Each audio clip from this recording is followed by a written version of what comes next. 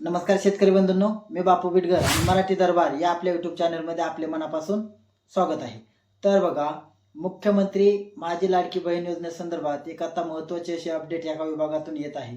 तर बघा, आपण गेल्या वेळेस सुद्धा एक व्हिडिओ बनवला होता आणि त्याच्या माध्यमातून आपण असं सांगितलं होतं की आता मुख्यमंत्री माझी लाडकी बहीण योजनेअंतर्गत आता सध्या शासनाने एक पडताळणीची प्रक्रिया चालू केलेली आहे आणि त्या माध्यमातून प्रत्येक विभागामध्ये याची पडताळणी चालू होत आहे।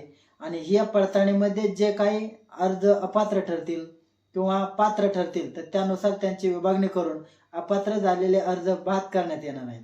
आता याच्यामध्ये आपण पाहिलं तर मराठवाडा विभागामध्ये बघा 1,25,000 लाडक्या बहिणींचे लाभ थांबवण्याची शिफारस शासनाकडे केलेली आहे।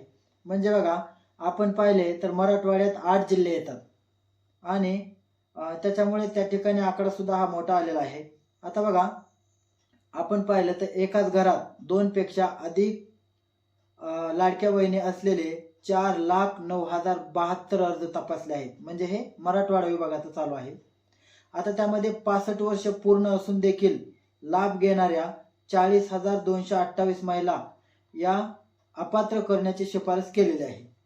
आता याच्यामध्ये बघा, एकाच कुटुंबात 2 किंवा त्यापेक्षा जास्त अधिक महिलांनी लाभ घेतला म्हणून तपासात 84,709 बहिणींना याच्यामध्ये अपात्र करण्यात आलेला आहे आणि 65 वर्ष पूर्ण आहेत परंतु खोटी कागदपत्रे देऊन लाभ घेतलेला आहे असंही या ठिकाणी समोर आलेलं आहे। त्याच्यामुळे बघा, आता या ठिकाणी आपण पाहिलं तर याचं पडताळणीचं काम अंगणवाडी सेविकांना दिलेलं होतं। आता अंगणवाडी सेविकांना पडताळणी करताना त्यांना 2 टास्कमध्ये काम दिलेलं होतं।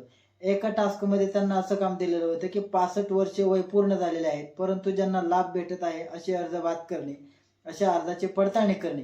आणि त्यानंतर दुसरा टास्कमध्ये त्यांना हे काम दिलं होतं की बघा, सर्वे करताना म्हणजे ज्यांच्या कुटुंबामध्ये 2 पेक्षा जास्त महिला लाभ घेत आहेत अशा महिलांची पडताळणी करणे।